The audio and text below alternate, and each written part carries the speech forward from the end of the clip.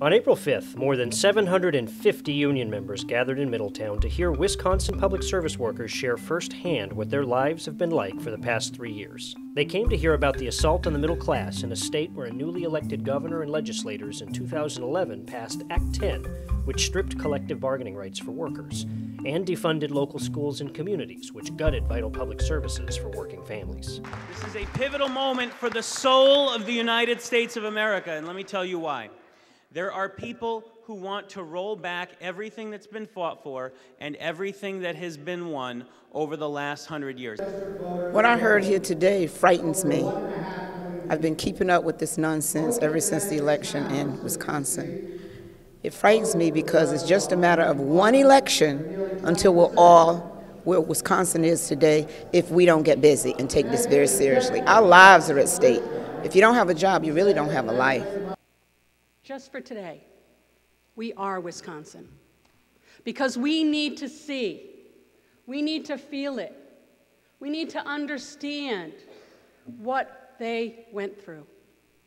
And if we take the energy we get from the end of the day today, and if we move that energy forward, I can guarantee you this, that come November, come that Wednesday after that busy Tuesday, we will not be Wisconsin. We will be Connecticut, we will be stronger, but it starts here today. I'm here today because I've been observing what's been happening across the country, and I'm very fearful that we will become a Wisconsin. And so when I saw the title of this, We Are Not Wisconsin, I wanted to get some information to make sure we don't become a Wisconsin. So without trying to get too technical, what Act 10 really did was make everything, and by that I mean everything, an illegal subject of bargaining. So in your current contracts, I'm going to guess you've got something in there, some seniority provisions, whether it's for layoff, whether it's to select vacation, whether it's to select your work assignment. Well, in Wisconsin, that's all now illegal.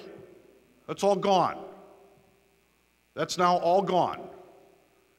And what happened was, and this is actually where it really got crazy and what I was intimately involved in, once the law went into effect, all over the state, at every school district, at every municipality, in their charter ordinances or their rules of governance, when it talked about stuff like pay and vacation and sick leave, it always said refer to the collective bargaining agreement.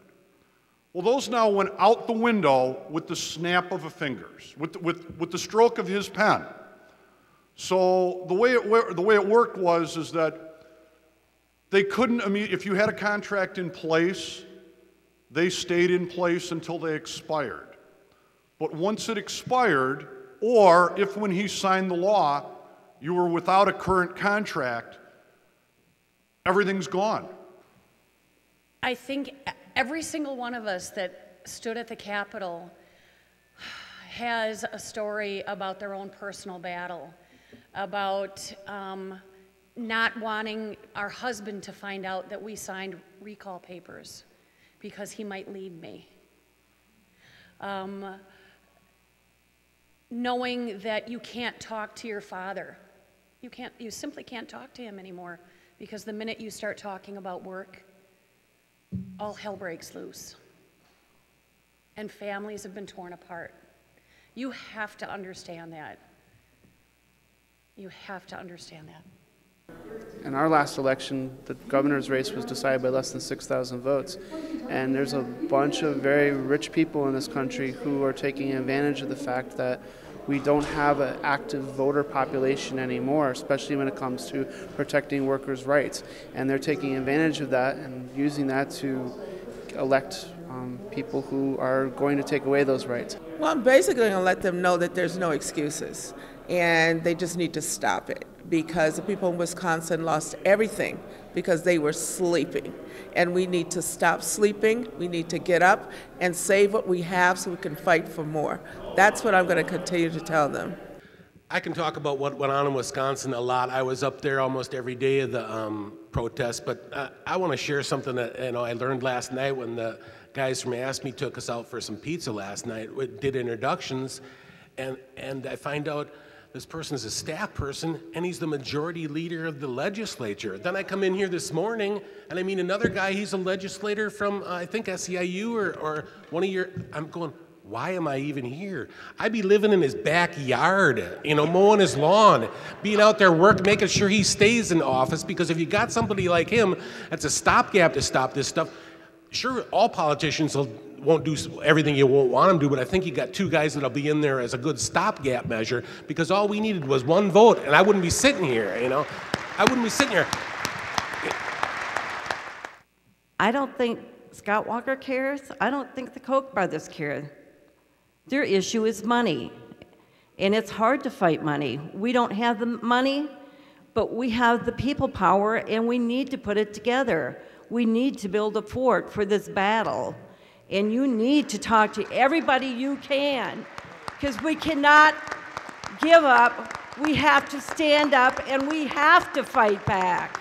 And so we have to wake up, and so we can only do that one member at a time. So I think that the one-to-one communications with our membership is not only needed, it's demanded and it's required. And so if we cannot do that, then we've already failed. Well, I showed this picture because that's probably one of the days that we were out there. And I had a sign on, I had my green AFSCME shirt on, and we're going around the Capitol, and that day they announced the attendance was almost 250,000 people. And there were stages, the inside of the Capitol, right in the center, you had University of Wisconsin students beating on drums, and everybody singing around, even talking about it now. I feel like I did that day, the hair on my arm standing up, I'm getting the goosebumps, and I'm walking around and I'm smiling, and I see a gentleman in a red shirt, and I said, brother, this is the absolutely most amazing thing. We're not going to take this anymore. We finally said enough is enough. That we're going to stand up and we're going to turn this back. This is the proudest moment I've ever had in the labor movement. Isn't this great? He looks over at me, and he was wearing a red shirt, and he says, where are you from? I said, oh, I'm from Connecticut, AFSCME member. He said, well, I'm an educator. I've been in the union almost 30 years. I could see why you think this is a great moment for you in your history of being a union member. But I'm telling you, it's one of the saddest for me. And it's the saddest for me, and it was talked about at this stage here, because in July, in August, in September, October, and even up to the last few days, I was begging my members, begging, turn out, we got to do something for this election. It's at risk. The governor could win. We could lose the House. All the reasons why. And I heard I have a ball game, my aunt's birthday party. I heard every reason in the world.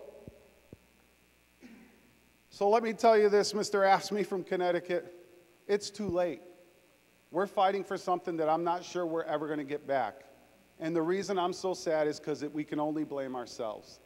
I just think communication is key. I think if you talk to your family, you talk to your husband, you talk with your parents, your brothers, your sisters, and just really communicate about what's going on and how much it's going to affect everything. I think maybe they'll see your point of view. We all just come here to warn you. You have to understand that there is a difference between the two people running for governor. You have to understand that. Don't take your eye off the ball for a second like we did in Wisconsin, or your world will be turned upside down and it will be sold to the highest bidder. Do your homework, and for heaven's sake, agree on a candidate and back them.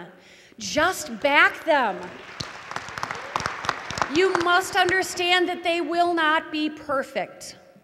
There is no perfect candidate, and people in politics, they say things that we're not going to agree on, things that will boil our blood, but that doesn't mean that we can't agree on a candidate, because there is a difference between the two people running for the governor of Connecticut. They will not be perfect, but that can't stop you. You have to do the door-to-door, you have to volunteer at your phone bank, and you have to donate what you can, because it is a David versus Goliath here. Because your jobs, your communities, and your students and families will depend on all of your efforts. You have to understand that the very soul of your state is at stake. When you attack one, you attack everyone. I mean, we're part of our communities. We're nurses, we take care of the public, but we also are the public. We also have issues. We're healthcare workers. There isn't any person in this country who's not had a healthcare issue at some point or another. So if you start breaking down people in their wages, in their working conditions, and start taking away their healthcare, things like that, you break down the entire society, and that's not going to be good for anyone.